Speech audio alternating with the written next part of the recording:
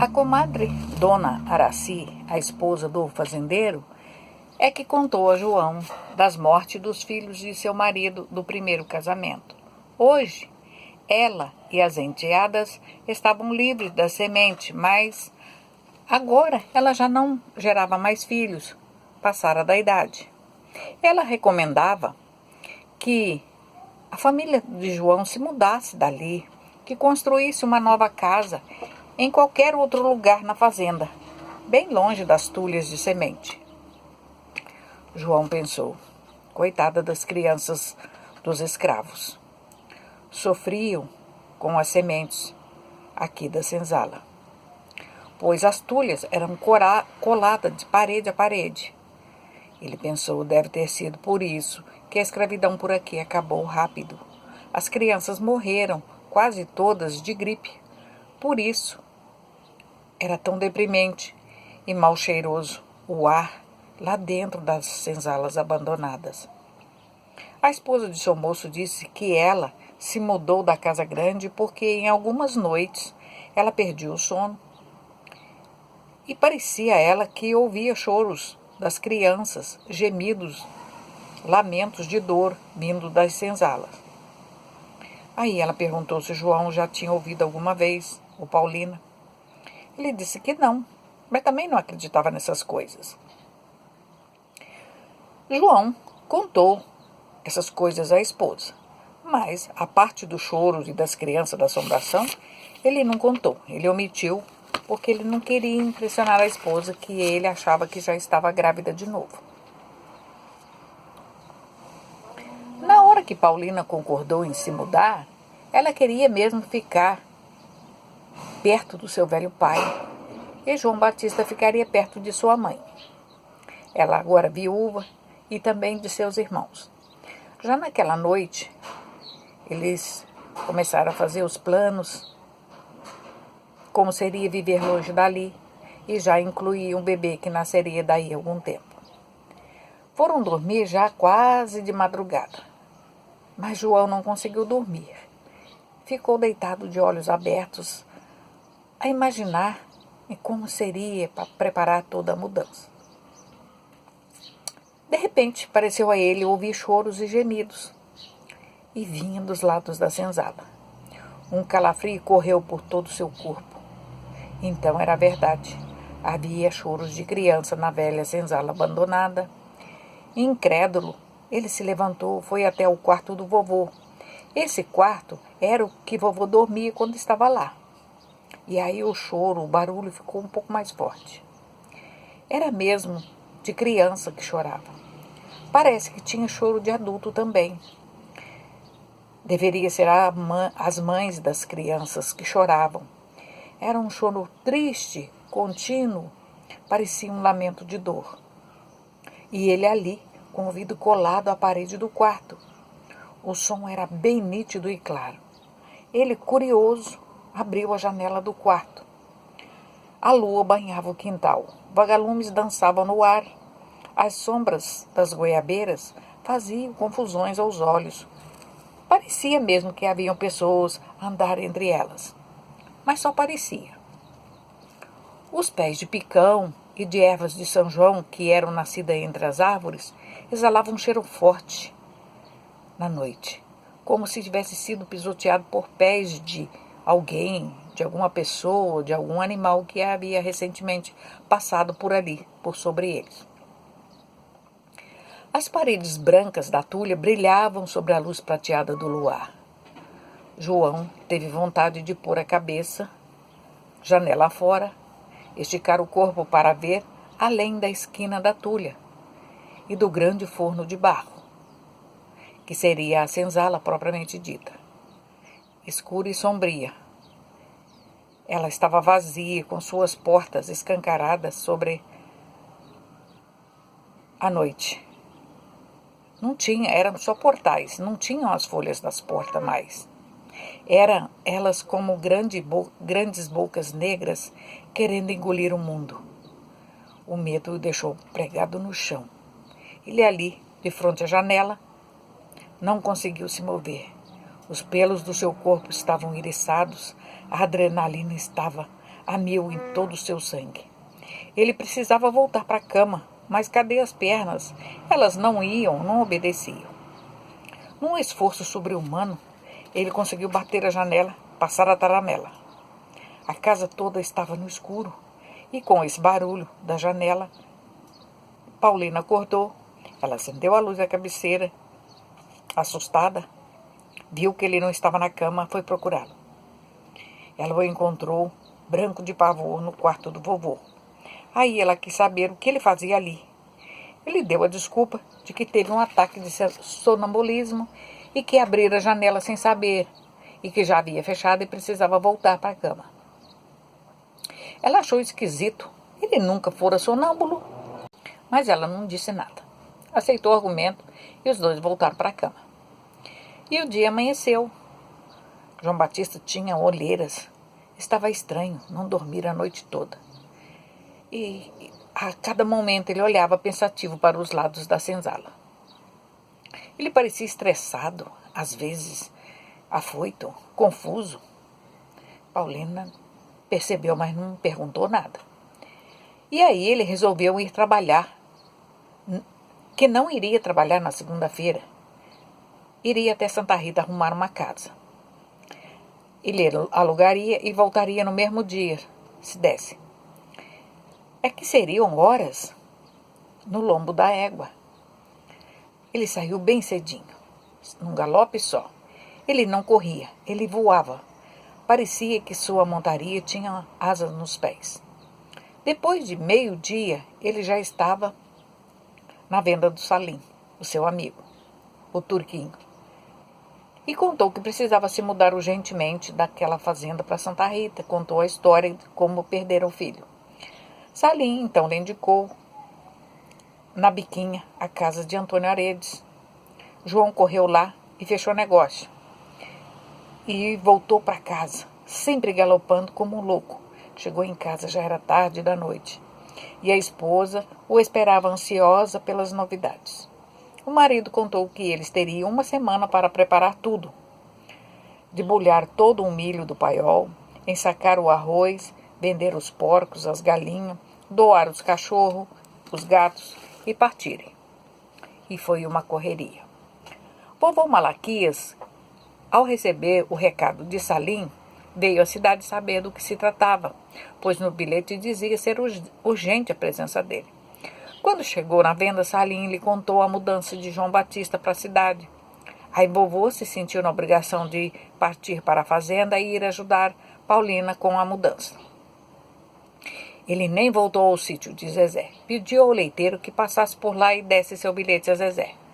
No bilhete ele explicava sua ida a São Joaquim. E na tarde de quarta-feira vovô chegou. Foi uma alegria. E já naquela noite, de quarta para quinta, vovô, João e Paulina não dormiram. Passaram a noite a debulhar o milho, a encher os sacos de grãos. E de tarde, na quinta-feira, todo o milho estava ensacado. Eram 30 sacas de grãos de milho.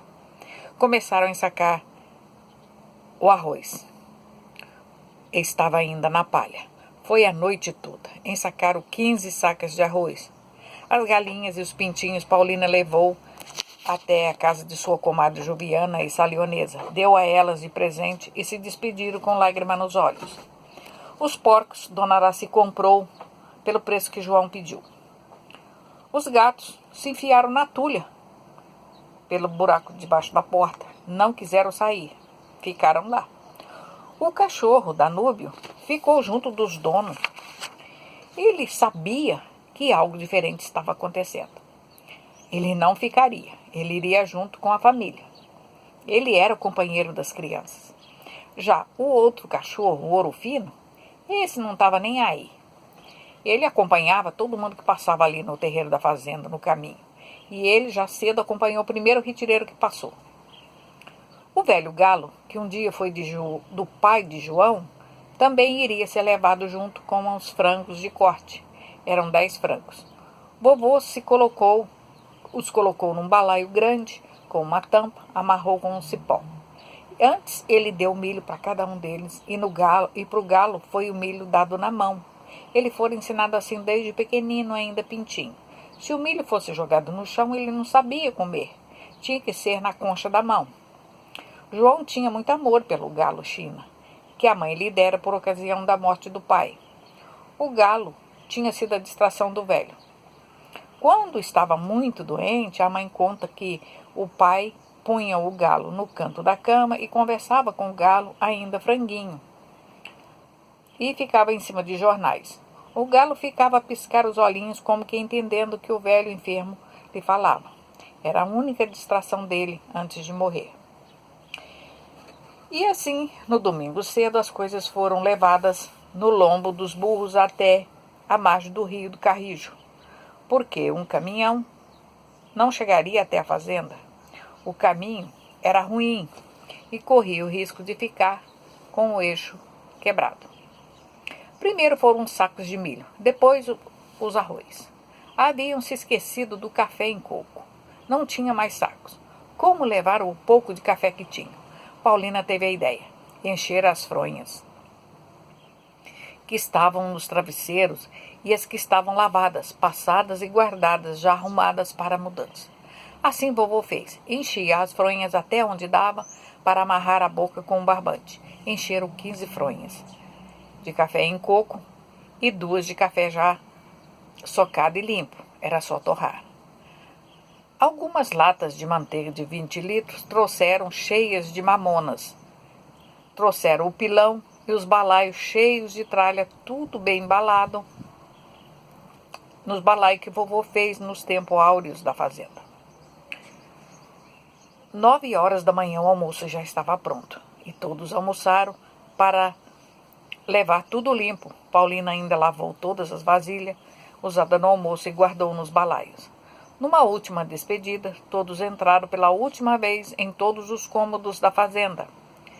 Lá no quarto do salão da sala, onde era o lugar de orar, estava o altar com suas imagens de santo, o pequeno oratório aberto, enfeitado com flores de papel crepom.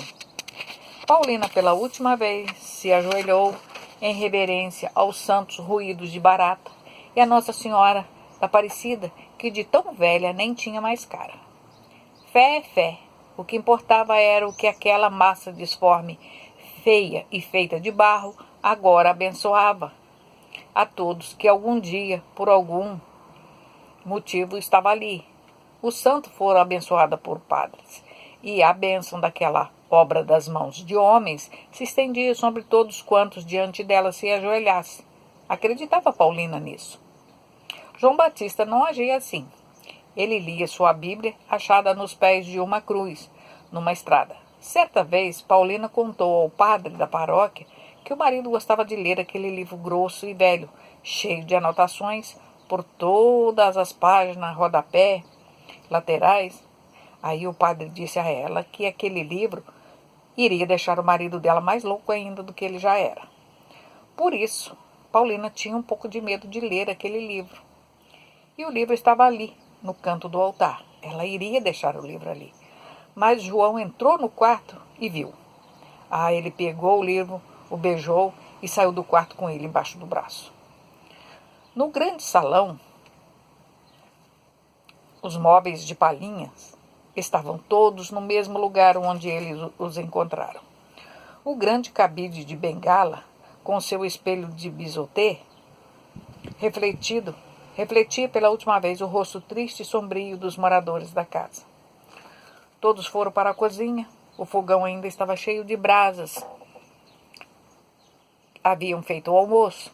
A velha pia, bem limpa, descansava no seu lugar ali postada embaixo da janela do eitão que dava para o paiol, para o morro grande cheio de bois e para o riacho onde as crianças brincavam no verão. Um último adeus ao rancho, com seus imensos tachos de ferver as garapas, adeus ao velho pé de jambo, já torto pelos anos e de tronco todo craquelado pelo tempo. O perfume de suas flores inundava o frescor daquela manhã do mês de outubro. Adeus ao mangueirão de criar porcos, adeus às laranjeiras em flores, cheias de abelhinhas, adeus à casinha do Malaquias, no terreiro com seus ninhos de galinha dependurados a toda sua roda, e dentro da casinha os seus girais e fornalhas de fritar os leitões que eram sacrificados em nome da saúde, da família e dos amigos. Adeus, grande pé de hibisco, brinco de princesa na beira do terreiro, onde era o dormitório de todas as galinhas da fazenda. Aquela árvore, pela sua aparência, pelo tamanho do seu tronco, deveria ser centenária. A sua roda era de flores e folhas que alcançavam mais de 30 metros de diâmetro. Adeus, bica d'água cristalina, onde todas as mulheres que passaram por esta fazenda lavaram suas roupas, seus trapos, cantando e às vezes chorando. Adeus, gigantesco paiol, onde no passado os negros escravos dançavam, festejando seus nascimentos e chorando as suas mortes. E hoje ele será morada de ratos, morcegos e gambás. A porta da cozinha foi trancada com uma taramela grande e uma lingueta de ferro enferrujada. Paulina foi até a velha despensa. Os latões de guardar mantimentos estavam vazios agora. As peneiras, os balaios de boca para baixo, como que tristes, para que não vissem assim o seu interior, vazios, dando a impressão de inúteis e de miséria. Ela já ia esquecendo seu velho embornal de ervas secas dependurado atrás da porta da despensa. Ela o pegou com carinho e o pôs embaixo do braço, se despedindo da despensa também, e foi fechando a janela da cozinha. Eram 3 janelões que davam para o forno e para a parede da tulha. Ela diz: adeus, tulha maldita, de ti saiu o mal que levou meu filho. E com os olhos marejados de lágrimas, ela bateu de leve no banco de pranchão da cozinha, dizendo: adeus, velho companheiro, e fechou a janela por sobre a pia. A cozinha ficou na penumbra, recebendo um pouquinho de luz vinda do grande corredor que vinha da sala de jantar e do quarto do vovô, ainda com a janela aberta. No quarto do vovô, a velha cama marquesa pintada de verde, a cor das portas e da janela da fazenda. Ali, a prateleira no alto, o caritó, onde vovô guardava seu chapéu, seu guarda-chuvas, seus apetrechos de professor, a cartilha, o manuscrito, a velha lousa, a sua pedra de escrever, seus papéis de carta, sua caneta tinteiro com o tinteiro, sua navalha de barbear, seu pincel de passar sabonete no rosto. Tudo estava agora vazio e triste. Paulina foi devagar, fechou as 2 janelas do quarto, que dava vista para a senzala, e murmurou: adeus, senzala. Nunca mais eu ouvirei de ti o choro dos teus filhos. João, surpreso, perguntou: como é que é? Aí ela olhou para ele, fez um sinal com a mão, como que se espantasse a ideia, e disse: não é nada, é bobeira. E seguiu em frente a se despedir de tudo. João entendeu que ela também ouvia o choro das crianças da senzala. Eles cruzaram a sala de jantar e foram para o quarto da dona Silvéria, a mãe de leite dos filhos do fazendeiro. O quarto já estava fechado, as vidraças levantadas. A Paulina acendeu a luz e da porta ela acenou para dentro, não entrando nele, dizendo: adeus, dona Silvéria. E foi para o banheiro. Alguns fios do cabelo de Paulina ainda estavam no chão. Ela fechou a janela e os deixou ali, só disse: adeus. No seu quarto de costura ainda haviam fiapos nas frestas do assoalho. Ela chegou na janela. A vista dava para a mata. Logo acima, no morro, e um caminho íngreme entrava boca dentro da floresta, como uma comprida língua de sogra sendo desenrolada. Ela diz: adeus, mata cruel. Quanto medo eu tive das tuas onças e de quem tu trazias no cavalo a cruzar o meu terreiro. Adeus, jabuticabeiras centenárias. Quem será que te plantou? Seriam os primeiros escravos vindo da África ou os seus filhos? E tristemente ela fechou a janela e foi para a sala de jantar, No lavatório ainda restava um pequenino sabonete do lado. O velho armário guarda-comida vazio, sem suas louças, com seus enfeites de papel rendado nas prateleiras.